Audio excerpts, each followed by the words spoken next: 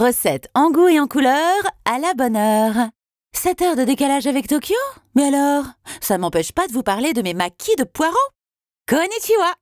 Mission soleil levant pour 6 personnes. Pour la préparation, prévoyez 30 minutes environ et pour la cuisson, 25 minutes.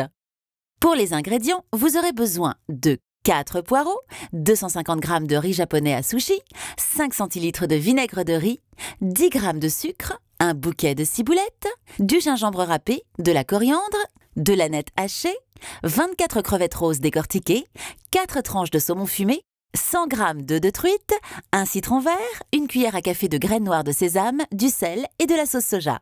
C'est parti en mode nippon. Nettoyez en premier lieu les poireaux en prenant bien soin de séparer les feuilles les unes des autres. Faites-les ensuite cuire dans l'eau bouillante salée 15 minutes. À la fin de la cuisson, égouttez et réservez. Passez ensuite au riz. Rincez-le à l'eau fraîche plusieurs fois et laissez-le égoutter 10 minutes. Râpez et émincez quelques morceaux de gingembre. Mélangez délicatement dans un bol le vinaigre de riz, le sucre et une pincée de sel. Attention aux ardeurs de samouraï! Délicatement, on a dit! Bon. Faites ensuite mijoter le riz dans 15 centilitres d'eau à couvert jusqu'à ce que le liquide soit absorbé.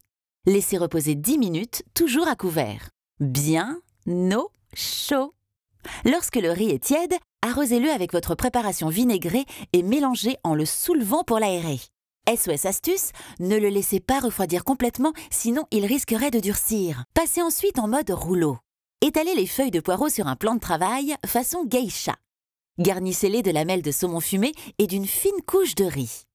Parsemez d'anettes et de coriandre. Roulez les feuilles de poireaux sur elles-mêmes, elles vont adorer.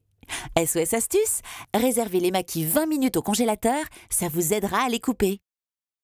Découpez-les alors en 2 ou 3 sections.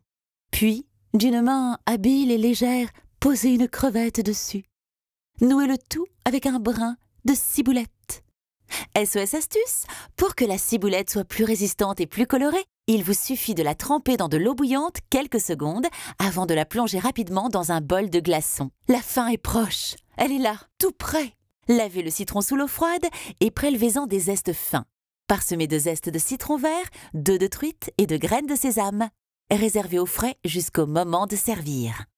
À ce moment, c'est la valse des papilles. Servez avec de la sauce soja dans votre plus beau service japonais.